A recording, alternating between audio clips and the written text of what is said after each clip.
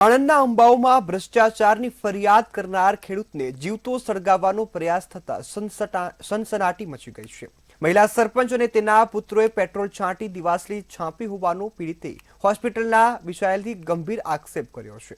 તો શું છે સમગ્ર મામલો, આવું જોઈએ ખાસ અહેવાલમાં। સીએમની ભ્રષ્ટાચારની ફરિયાદ કરતા ખેડૂત પર જીવલેણ હુમલો। સરપંચ કોકિલા અને તેના પુત્રોએ મળી આચર્યું કૃત્ય। પેટ્રોલ છાંટીને ખેડૂતને ગામની વચ્ચે સળગાવી દેવાયો। અગાઉ સરપંચના પતિએ જાનથી મારી નાખવાની આપી હતી ધમકી। આરોપીઓ એકો ગાડીમાં ભાગી છૂટ્યા। વિડીયો થયો વાયરલ। પોલીસે મહિલા સરપંચ સહિત કુલ 5 સામે નોંધ્યો ગુનો। પીડિત ભરત પઢિયાર હાલ 25% સુધી દાઝ્યા।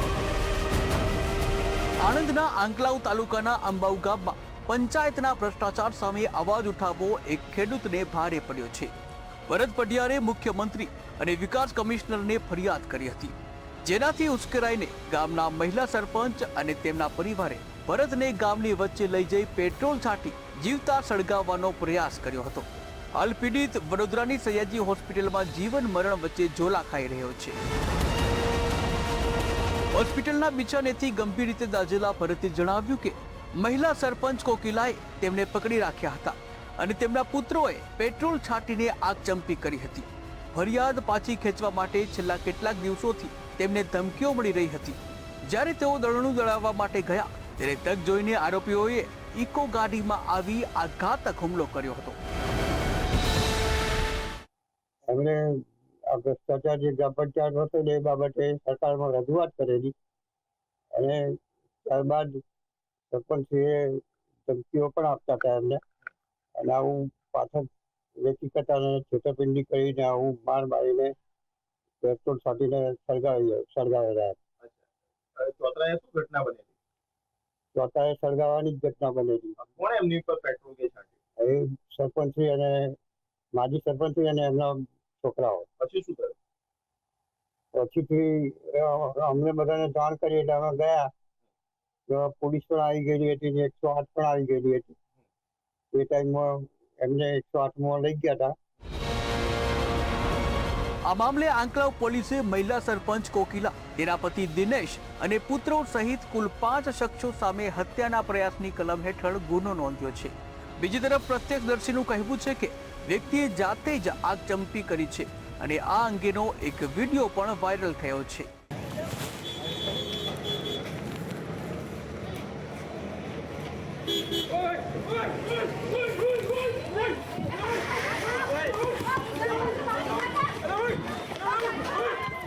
ત્યાં આગળ ઝઘડો થયેલો પેલી બાજુ, બરાબર, અને પછી પેલો ભાઈ હે ને ત્યાં આગળ સ્કૂલથી આગળ પેટ્રોલ છોટીને આવ્યો।